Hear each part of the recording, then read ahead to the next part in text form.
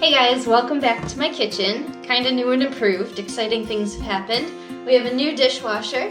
We have a new gas stove, but we also still don't have a fridge. It's okay, we're making it work. But today I'm going to teach you guys how to make popovers. Popovers are really easy to make. It's actually probably the second thing that I've actually went back when I got into cooking. I want to say it was the second thing that I really mastered. The first one was French bread. And the second one was popovers, and I make them every Christmas, and they're super awesome, and they're just really easy, so that's what makes them fun. So I'm going to teach you how to make those.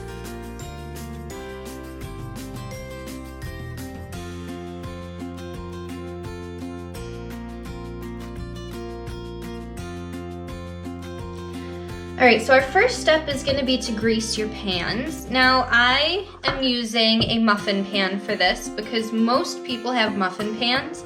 There are designated popover pans that you can use, but I'm going to stick with this since most people have muffin tins. So I learned a really cool trick by watching Jamie Oliver. If you've never heard of him, you should look him up. He is really fantastic.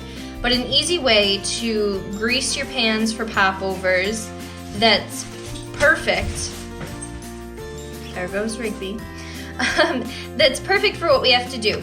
Now with popovers you want a decent amount of oil in the pan because it's going to kind of fry the tops of them a little. You'll see when we get into it.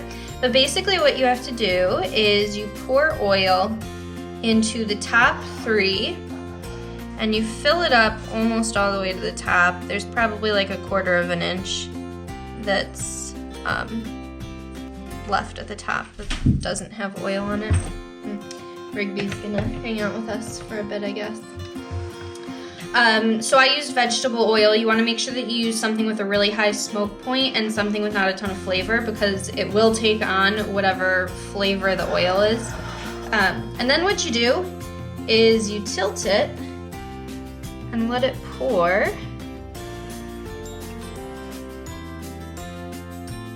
all the way down until you get to the bottom one, and it just reaches the edge of the bottom one.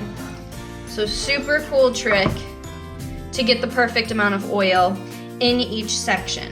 So now what I'm gonna do is I'm gonna go and put this in the oven, and then I'm going to preheat it. We want this oil to be really hot. So I'm going to preheat the oven to 370 degrees, and I'm going to put this in the oven when I preheat it so that it brings the oil in the pans up to 370 degrees. Alright, so our pan is in the oven's preheating, so now we're going to start making the batter. So I have a really big metal bowl here, and to it I'm going to add 4 eggs.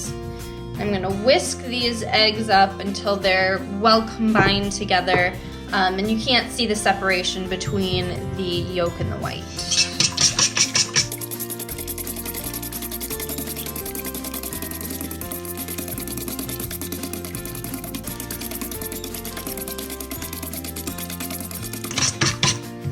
Perfect, so we're all mixed up. Next I'm going to add my whole milk. Now I've found that this specific recipe is best to use metric measurements.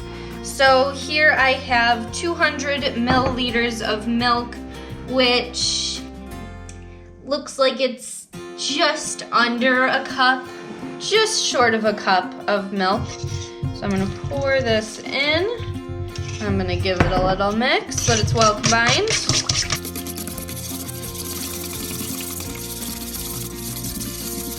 There we go. And now I'm going to add my flour, but I'm going to want to sift in the flour so that there aren't any lumps. So I'm going to grab my sifter really quick. Alright, so I'm going to use this strainer to sift in my flour. Just pour it right in here. It sifts it in. That was really noisy and obnoxious. So this is just getting rid of any lumps that would be in the flour.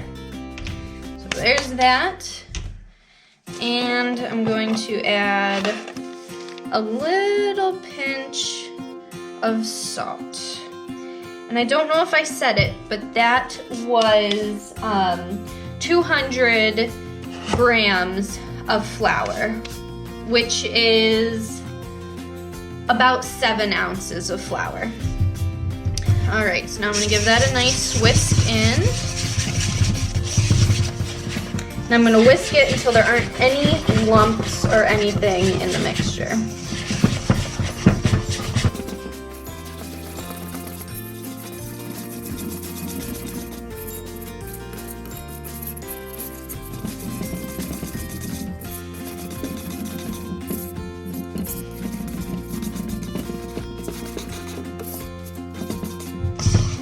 All right, and the best way to check if there are any lumps is to take a spoon, dip it in, lift it out, and take a peek. So you can see that it's nice and smooth on the back of that spoon, so there are no lumps, so I'm all set.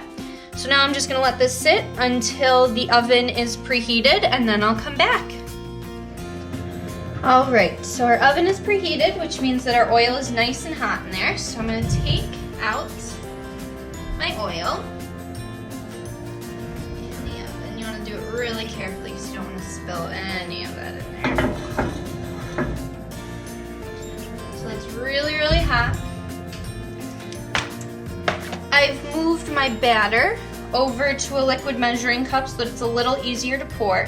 And now all I'm going to do is I'm going to evenly pour it in my little cups, and I'm going to use the spoon to stop the flow because you don't want it to get on the outside at all. It'll just burn like crazy.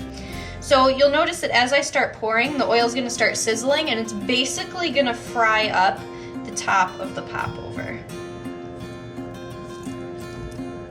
You wanna fill it right to the top and move on to the next one.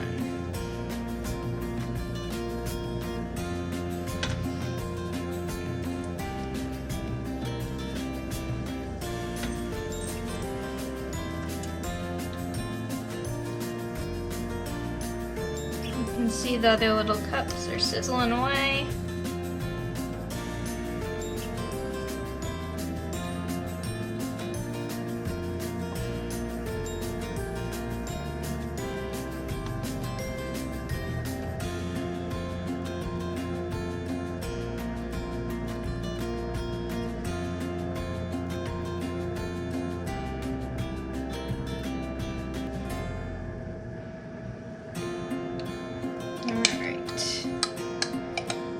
Say that's as many as I'm gonna get. Not a huge deal that I didn't fill all of them. Those ones are just gonna sit in there with oil in them. Not a big deal at all. Now I'm gonna get these right back into the oven, and they're going to bake for about 20 to 25 minutes until they're really nice and golden brown. So I'll show you what they look like when they're all done.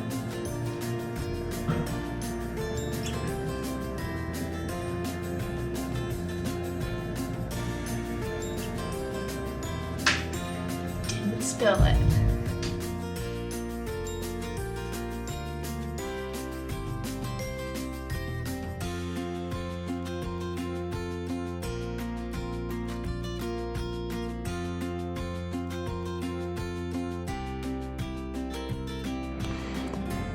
All right, so it's been 20 minutes, but as you can see, they're still really light in color.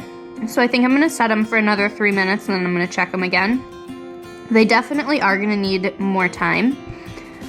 I also made a little last minute call. So after you put these in the oven, you aren't supposed to open the oven back up. But I got a little nervous that oil was gonna drip over. So I opened it up like 2 minutes in, and I put a cookie sheet in there. And I'm really glad that I did because it is dripping. I don't know if you can see, but it's dripping all over the cookie sheet. We've got a lot of oil in there. So I think if you make these at home, it would be a really good idea for you to put a cookie sheet underneath it just in case, because if I hadn't put that under there, there's a good chance we would have had a big old grease fire and it would have been really bad. So I'm gonna set these for another 3 minutes, and then I'll come back and show you what it looks like. All right, so here we are 3 minutes later. They still aren't quite as golden brown as I want them to be. They're really gonna be like golden over the whole entire top. So I'm gonna give them, I think, another 3 minutes, and then I will come back when that's all done. All right, so our popovers are finally out of the oven. They look awesome. They smell really good too. They turned out exactly how I wanted them to. Now these are great served with butter, served with jam or jelly. They're also really good served with something that's got a gravy with it. So like I said, we make it a lot at Christmas time. And instead of using olive oil vegetable oil, I'm sorry, in the bottom of the pans, I usually use the drippings from our roast beef, so it gets a really nice beefy flavor. And then obviously the roast beef has gravy with it, whatever, and you can dip your popovers in that, or you can like practically pour the gravy right into the popover. If you've never seen a popover, let's see, I'll show you one. This one's stuck a little, but that's okay. They've got a hole in the top, so that's where the steam escaped when it was cooking. You can pour gravy right in there, you can pour whatever you want right in there. So they're a nice, light, eggy, I guess you could call it a bread. Super, super tasty, really versatile. You can make them in different flavors, so I could have added some shaved chocolate to that if I wanted to make them chocolate flavored. I could have added some bacon bits and some cheese if I wanted to make them a little more savory. The only thing that you want to be careful of is not adding any extra liquid to it, because that's going to mess up the consistency of the batter. But that's a popover. Let me know if you make them at home. I'd love to see how they turn out for you.